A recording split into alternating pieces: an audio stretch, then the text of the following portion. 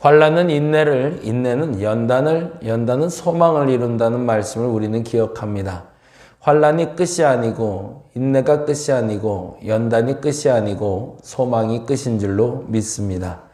우리가 당하고 있는 환난의 시간들을 잘 참아내고 인내하게 하여 주옵시고, 그리고 참아낸 그 순간뿐만 아니라 잘 연단받아 정금같이 되게 하여 주옵시며, 정금같이 되어 하늘의 소망을 이루는 저들 되게 하여 주시옵소서. 준비 중에 있는 시간인 줄 믿습니다. 나이가 있어서, 젊어서, 어려서 그것은 때론 핑계가 될 수 있을 것 같습니다. 나이를 불문하고 하나님이 준비하게 하셨사오니 지금 준비 중에 있는 우리가 그 공식대로 환난을, 인내를, 연단을, 그리고 소망을 이루게 하여 주시옵소서. 과정에 멈추는 어리석음 없게 하여 주시고, 그 결과가 열매로 보여질 때까지 우리가 멈추지 않고 하나님께 오늘도 한 걸음 더 나가게 하여 주시옵소서. 감사합니다. 고마우신 예수님 이름으로 기도드렸습니다. 아멘, 아멘. 오늘은 사무엘상 17장 45절에서 50절까지 같이 봅니다.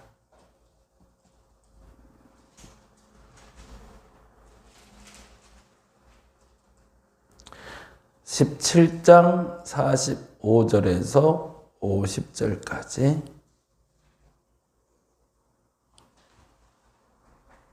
한 목소리로 같이 천천히 읽도록 하겠습니다. 다윗이 블레셋 사람에게 이르되 너는 칼과 창과 단창으로 내게 나아오거니와 나는 만군의 여호와의 이름 곧 내가 모욕하는 이스라엘 군대의 하나님의 이름으로 내게 나아가노라. 오늘 여호와께서 너를 내 손에 넘기시리니 내가 너를 내 목을 베고 블레셋 군대의 시체를 오늘 공중의 새와 땅의 들짐승들에게 주어 온 땅으로 이스라엘의 하나님이 계신 줄 알게 하겠고, 또 여호와의 구원하심이 칼과 창에 있지 아니함을 이 무리에게 알게 하리라. 전쟁은 여호와께 속한 것인즉 그가 너희를 우리 손에 넘기시리라.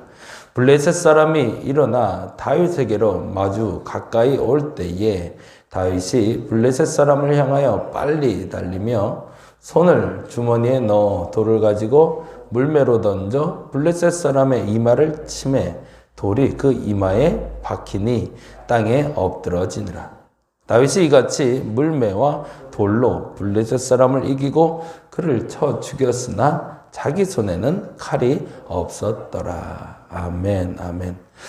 오늘은 16장부터 19장까지 볼 거고요. 그 중에 다윗과 골리앗의 싸움에 대한 이야기 우리가 너무 잘 알지만 한 번 더 점검해보고 가도록 하겠습니다. 예전에는 우리 주일학교 아이들에게는 다윗과 골리앗 얘기 많이 했던 것 같은데 요즘은 하나 모르겠어요. 뭐랄까, 문득 그런 생각이 들어요. 예전에는 몰랐기 때문에 다들 설명을 해줘야 된다 생각했고, 의당이 저를 가르쳤던 선생님들, 그 전전 선생님들도 성경 이야기를 정말 이야기답게 설명해 줄 때가 많았던 것 같아요. 그래서 주일학교를 듣다 보면 저도 아직도 생각나는 게 초등학교 1학년 때 주일학교 선생님한테 들었던 아브라함 얘기가 아직도 기억이 나거든요. 근데 그 아브라함 얘기에 다른 첨가물이 들어가지는 않았던 것 같아요. 그냥 믿음의 조상 아브라함이라는 사람이 있는데 그 사람이 무슨 일을 했더라 이렇게 설명해 줬는데 첨가물이 들어가지 않은 그 순수한 성경 이야기가 제 머릿속에 이렇게 기억이 되어 있는 거 보면 개인적으로는 차라리라는 표현은 그렇고 그렇게 한번 좀 전체적으로 읽어가는 연습도 한번 필요하지 않을까. 내가 안다고 우리 어린아이들도 안다고 착각하지 말아야 되고, 실질적으로 그런 거 있잖아요. 춘향전, 심청전, 콩쥐, 팥쥐전 많이 알지만 실질적으로 그걸 책으로 본 사람들은 거의 없더라고요. 이야기를 들은 사람들은 있죠. 이야기를 듣게만 해도 고마운 거지만 사실은 책으로까지 보게 해준다면 그게 더 복되지 않을까. 개인적으로 그런 생각이 좀 들었습니다. 그래서 고민인데 우리 주일학교 아이들에게도 그런 시간이 좀 필요하지 않을까라는 고민을 좀 해봤습니다. 16장은 이렇게 적어 놓으시면 좋을 것 같아요. 하나님의 선택 기준은 뭔가? 너무나 잘 아는 다윗이 선택되는 장면이 나오는데 너무너무 당연한 이야기지만 너무너무 우리가 하지 않는 이야기, 그게 바로 7절이죠. 하나님의 선택 기준 7절, 16장 7절 이렇게 적혀 있네요. 읽어볼까요? 여호와께서 사무엘에게 이르시되 그의 용모와 키를 보지 말라. 내가 이미 그를 버렸노라. 내가 보는 것은 사람과 같지 아니하니 사람은 외모를 보거니와 나 여호와는 중심을 보느니라 라는 말. 그 나 여호와는 중심을 보느니라 라는 것에 줄을 좀 쳐놓죠. 굉장히 중요한 단어죠. 그리고 16장에는 또 재미난 단어들이 나오는데 하나님이 사무엘이 지쳐있는 걸 위로하러 오시는 장면이 나와요. 저는 이 장면이 참 멋있는 장면이라고 생각했거든요. 왜냐하면 왕을 세울 땐 사무엘을 버린 게 아니라 나를 버렸다라고 얘기했잖아요. 그렇죠? 근데 그 말의 뜻은 누구 마음이 더 아플까요? 하나님 마음이 아플까요? 사무엘 마음이 더 아플까요? 예, 하나님 마음이 더 아팠을 것 같아요. 근데 더 아픈 사람이 덜 아픈 사람을 위로하러 오는 상황인 거죠. 사실은 실질적으로 보자면, 사람으로 보자면 그게 하나님의 마음이라는 거죠. 나도 아픈데 그의 아픔 때문에 나의 아픔을 감추고가 아니라 그의 아픔을 먼저 위로하러 오시는 하나님이 우리 하나님이라는 것. 그 점이 저한테는 굉장히 매력적으로 찾아왔던 것 같아요. 그런데 재미난 건 이런 단어인데요. 16장 2절에 보니까 이런 단어가 나와요. 16장 2절 같이 한번 읽어볼까요? 사무엘이 이르되 내가 어찌 갈 수 있으리까? 이 말은 내가 어떻게 거짓말합니까? 라는 뜻이거든요. 내가 어떻게 사울 앞에서 거짓말을 합니까? 나는 그래도 선지자인데, 나는 사사인데, 난 그거 못합니다. 거짓말 못합니다. 그랬더니 이렇게 얘기하세요. 2절 말씀 계속 같이 읽어봅니다. 사무엘이 이르되 내가 어찌 갈 수 있으리까? 사울이 들으면 나를 죽이리이다 하니 여호와께서 뭐라고 얘기하시죠? 이르시되 너는 암송아지를 끌고 가서 말하기를 내가 여호와께 제사를 드리러 왔다 하고 뭐예요? 가서 거짓말해라라는 거죠. 내 이름 팔고 거짓말해라라고 아예 가르쳐 주시는 장면이 나와요. 이 점도 또 굉장히 매력적으로 왔어요. 첫 번째 우리 하나님에 대해서 느끼는 매력의 하나는 자신이 아픈데 내가 더 아픈데 덜 아픈 나를 위로하러 오신 하나님. 부모님의 마음인 거죠. 부모님하고 아이들이 같이 몸살 감기가 걸리면 사실은 아이들이 몸살 감기 걸린 엄마 아빠를 간병하는 게 아니라 같은 몸살을 낳아도 엄마 아빠가 아이들을 간병하는 것처럼 그런 아버지의 마음, 어머니의 마음을 느낄 수 있어 참 좋았던 것 같고요. 두 번째는 선한 거짓말도 가르쳐주는 하나님이었거든요. 우리는 의도적으로 무조건 거짓말을 하면 안 된다가 십계명에 적혀 있기 때문에 무조건 죄로 여기는데 하나님조차도 우리에게 선한 거짓말을 시킬 때가 있더라라는 거죠. 근데 그 선한 거짓말로 더 선한 일을 이루기 위해서 하나님은 그 정도 양보는 할 수 있는 분이다. 이쯤 되면 이 매력적인 하나님을 만나는 게 얼마나 행복한 일인가를 우리가 좀 더 피부로 알 수 있을 것 같고요. 이때 만나고 있는 사무엘은 얼마나 행복했을까라는 생각이 들어요. 그래서 이제 이후에 살펴보겠지만 19장에 라마나요시라는 곳이 나오는데 라마의 뜻은 19장부터 먼저 살펴보면 라마나요시는 어떤 곳인가 이렇게 적어 놓으시면 좋을 것 같아요. 19장은 라마나요스는 어떤 곳인가? 19장은 그렇게 되어 있는데요. 선지자 학교라고 여겨지는 곳입니다. 라마라는 곳에 나요시 있다요. 라마 나요시 동네 이름이 아니라 라마라는 곳에 나요시라는 거처가 있다라는 건데요. 달리 말하면 라마에 선지자 학교가 세워졌다라는 겁니다. 이게 사무엘은 이렇게 다윗을 세워놓고 자신은 후학을 키우기 위해서 라마에 학교를 세웠던 거죠. 이게 그만큼 사무엘은 끝까지 하나님과 친밀함을 유지하고 있었고 자기의 다음 템포가 어떻게 가야 되는지를 알고 있었던 매력적인 사람이었던 거죠. 근데 그 매력은 사실은 하나님으로부터 왔다 저는 그렇게 믿어집니다. 아까 말씀드린 대로 16장은 사실은 중심은 다윗을 세우시는 하나님에 대한 모습입니다. 그래서 하나님의 선택 기준이 뭘까라고 볼 때 첫 번째 아까 말했던 중심을 보시는 하나님 보면 좋겠고, 근데 여기에 첨가해서 우리가 그 마음을 봤으면 좋겠다는 거죠. 하나님이 선택하실 때 어떤 태도로 우리에게 찾아오시는가라고 했을 때 아까 말한 대로 위로하시는 하나님인데 나보다 더 아프신데도 나를 위로하러 오시는 하나님, 때때로는 거짓말도 가르쳐주는 하나님, 그 하나님을 저와 여러 하나님으로 만날 수 있었으면 참 좋겠습니다. 17장은요, 골리앗을 이긴 비결은 이렇게 적어 놓으시면 좋을 것 같아요. 우리가 너무 잘 아는 다윗과 골리앗의 싸움이 나오는데 이 얘기는 오늘 본문으로 같이 나누도록 하겠습니다. 그리고 18장은 아주 재미난 단어가 나와요. 그래서 저는 개인적으로 이 사무엘 상하를 너무너무 좋아하는 본문 중에 하나인데, 사무엘 상하를 보면 막 살아있는 것 같아요. 생명력이 있어서 너무 좋아요. 다른 생명력이 있는 게 아니라요, 우리하고 너무 가까워요. 우리의 삶의 현장하고. 동떨어진 얘기 같지 않아요. 창세기를 보면 너무 동떨어져 있지 않으세요? 우주 창조 얘기가 나하고 어떻게 친밀할 수 있겠어요? 친밀하지가 않아요. 근데 사무엘 상하를 보면 참 인간 군상들 사는 얘기가 나와요. 아유, 이렇게 치졸하게들 사냐? 이렇게 옹졸하게 사냐? 와, 이렇게 가까이 하나님과 있을 수 있구나. 그런데 그 가까이 있는 사람이 나랑 너무 가까운 사람. 이런 사람들의 모습을 통해서 여러분을 비춰봤으면 좋겠고요. 18장에는 다윗이 사랑받는 이유가 나오는데 아주 재미난 이런 단어들을 우리는 만나게 됩니다. 다윗이 사울의 자녀들에게 사랑을 받아요. 독특하게 사울이 자신의 자녀로 미갈이라는 아이와 요나단이라는 아이가 있었는데 18장 1절에 보니 이렇게 되어 있습니다. 같이 한번 읽어볼까요? 18장 1절. 다윗이 사울에게 말하기를 마치네 요나단의 마음이 다윗의 마음과 하나가 됐대요. 그리고 요나단이 그를 자기 생명같이 사랑했대요. 이게 남자가 남자를 이렇게 매력적으로 사랑할 수 있는 건 참 독특한 건데 그 사랑이 시작됐다는 거죠. 근데 반면에 또 하나 일이 벌어졌는데 18장 20절에 보니 이렇게 돼 있어요. 18장 20절 같이 한번 읽어볼까요? 18장 20절. 사울의 딸 미갈이 다윗을 사랑하며 어떤 사람이 사울에게 알린지라 사울이 그를 좋게 여겨 라고 되어 있어요.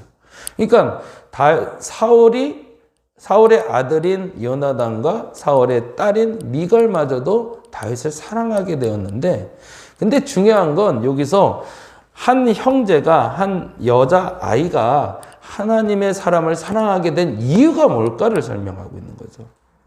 왜 사랑받았을까 그들이? 단지 매력적인 남자이기 때문에 다윗이? 그렇다면 여자들에게 사랑받아야죠. 근데 단지 매력적인 남자로서 남자에게 매력 덩어리? 근데 그게 왜? 그 질문에 대해서 성경은 이렇게 대답을 하고 있습니다. 동그라미를 해놓고 갈게요. 5절.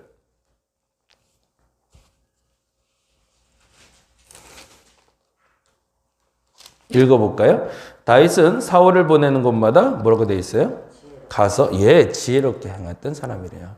그 사람을 사랑받는 이유가 여기에 나옵니다. 첫째는 그는 보내는 곳마다 지혜로운 사람이었어요. 어디를 가든 그 지혜를 잃지 않는 사람이기 때문에 요나단과 미갈 뿐만 아니라 백성들에게 사랑받는 사람들이었다는 거예요. 사울이 그의 군대의 장으로 삼았더니 온 백성이 합당하게 여겼대요. 그만큼 모든 사람에게 사랑받을 수 있었다는 거죠. 근데 또 하나 역시 그 말이 반복되는 게 있는데 14절입니다. 14절 읽어볼까요? 다윗이 그의 모든 일을 뭐라고 돼 있어요? 지혜롭게 행했대요. 이게 반복이 되네요. 아, 다윗의 사랑의 근원은 여기에 있구나. 지혜롭게 행하는 것. 근데 그 지혜가 어디서 오느냐죠.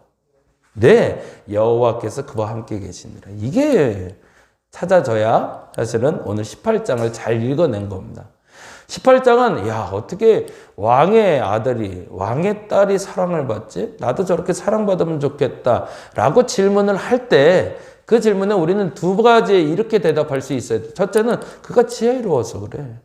거기서만 여기서만이 아니라 어디 곳에서든 그는 지혜로웠어. 근데 그 지혜가 어디서 나왔는지 알아? 하나님이 함께 하시기 때문이었어. 근데 그 얘기가 계속 반복돼요. 그게 28절에도 또 나옵니다. 18장 28절 읽어볼까요? 여호와께서 다윗과 함께 계심을 보고, 여기서도 또 나오죠. 그리고 또 마지막에 또 나옵니다. 30절에 같이 한번 읽어볼까요? 30절.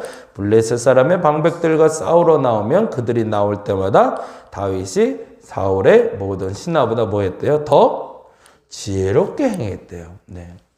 실질적으로 다윗이 사람들에게 사랑받은 이유가 있었다는 거죠. 요나단을 특별히 뭔가 좀 왕의 아들이니까 잘해주고 좀 어떻게 해서, 아니, 그런 편법 안 썼고요. 미갈에게도 그런 편법 안 썼고요. 백성에게도 그런 편법 안 썼대요. 그가 사랑받은 이유는 모든 일에 지혜로웠기 때문에. 근데 그 지혜는 하나님과 함께함으로 오는 지혜였다라는 것이 성경의 가르침입니다. 오늘은 골리앗 얘기하면서 마무리하려고 하는데요. 골리앗 얘기는 아주 단순한데 우리가 잘 아는 대로 덩치가 큰 거인이 나와서 다윗과 싸우는 장면에 세 가지만 살펴보고 마무리합니다. 첫째 45절, 17장 45절인데요. 17장 45, 46, 47절 읽어봅니다. 같이 읽겠습니다. 다윗이 블레셋 사람에게 이르되 너는 칼과 창과 단창으로 내게 나오거니와 나는 만군의 여호와의 이름 곧 내가 모욕하는 이스라엘 군대 하나님의 이름으로 내게 나아가노라. 거기도 참 재밌죠. 칼, 창, 단창을 3개나 들고 나왔대요. 칼은 찼겠죠. 창은 들었겠고, 그리고 단창 하나는 또 들고 있었겠죠. 그러니까 단창을 들고 있었는지 단창을 꽂고 있었는지 모르지만 무기로 완전히 무장을 한 상태라는 거죠. 그런데 거기에 반대되는 단어가 50절에 나와요. 이렇게 되어 있습니다. 읽어볼까요? 다윗이 이같이 물매와 돌로 블레셋 사람을 이기고 그를 쳐 죽였으나 뭐라고 되어 있죠? 자기 손에는 칼이 없었대. 그 뭐 무기 없이 나갔다는 거죠. 블레셋 사람은 온몸을 무기로 완전히 다 뒤집어 쓰고 나왔지만 다윗은 무기를 갖지 않고 나갔다. 그런데 전쟁에 이겼다라는 얘기를 하고 싶은 거죠. 그걸 다른 말로 하면 뭘까요? 믿음이죠. 네. 믿음으로 싸운 전쟁이라는 것이 골리앗과의 싸움의 첫째입니다. 근데 믿음만으로 될까? 그거 아니라는 거죠. 49절 50절인데요. 49절만 먼저 한번 볼까요? 읽어보겠습니다. 손을 주머니에 넣어 돌을 가지고 물매를 던져 블레셋 사람의 이마를 치매. 거기다가 주머니를 쳐볼게요. 블레셋 사람의 이마를 치매. 한 방에 이렇게 맞출 수 있는 건 어떻게 가능했을까요? 그걸 우리는 다른 말로 하면 실력이라고 얘기합니다. 네. 믿음만 있다고 전쟁에서 승리할 수 있지 않습니다. 믿음만 있다고 싸움에서 이길 수 있는 게 아니라는 거죠. 믿음과 뭐가 있어야 된다? 실력을 갖춰야 된다. 근데 이 실력은 어디서 갖춰졌을까요? 성경 17장 34절에서 36절에 이렇게 됩니다. 17장 34절에서 36절에 보니 다윗이 사울에게 말하되 주의 종이 아버지의 양을 지킬 때 사자나 곰이 와서 양떼에게 새끼를 물어가면 내가 따라가서 그것을 치고 그 입에서 새끼를 건져내었고 그것이 일어나 나를 해하고자 하면 내가 그 수염을 잡고 그것을 쳐 죽였네. 기가 막힌 거죠. 다른 게 아니라 사자나 곰이 왔는데 그거가 새끼를 물어가면 따라갔대요. 그걸 따라가서 어떻게 했대? 그것을 치고 그 입에서 새끼를 건져내고요. 그게 일어나서 나를 물려고 들면 그때는 그 수염까지 아예 잡고 그것을 쳐 죽였대요. 대단한 거죠. 여기서 실력이 키워진 거죠. 그런데 더 중요한 건 36절이죠. 주의 종이 사자와 곰도 쳤은즉 이라는 단어예요. 살아계신 하나님의 군대를 모욕한 이 할례받지 않은 블레셋 사람이니까 그가 그 짐승의 하나와 같이 되는, 하나님을 모르는 백성은 사자와 곰과 같은 짐승이다라고 표현하고 있는 거죠. 그리고 나서 이제 세 번째가 48절인데요. 48절에 동그라미를 해놓고 볼게요. 첫째는 45절, 둘째는 49절, 세 번째는 48절입니다. 48절 읽어볼게요. 블레셋 사람이 일어나 다윗에게로 마주 가까이 올 때에 다윗이 블레셋 사람을 향하여 빨리 달리며 어떻게 한 거죠? 아까 곰과 사자를 잡듯이 똑같이 곰과 사자가 나를 물려고 달려들 때 내가 피하지 않고 그 앞으로 정면으로 달려간 것처럼 정말 골리앗 앞으로 정면으로 달려간 거죠. 뭐가 있다는 걸까요? 용기죠. 사람들에겐 믿음이 있어서 모든 걸 할 수 있다고 얘기합니다. 아닙니다. 믿음에는 실력이 갖춰져야 됩니다. 근데 실력만 있다고 될까? 실력이 있다면 그 순간을 판단해서 움직일 수 있는 용기까지 있어야 됩니다. 이 세 가지가 갖춰졌을 때 우리는 전쟁에서 이길 수 있습니다. 이거 하나만 없어도 안 되는 것이 있습니다. 그게 바로 믿음과 실력과 용기입니다. 오늘은 이 세 가지가 갖춰진 내가 되게 해달라고 기도했으면 좋겠어요.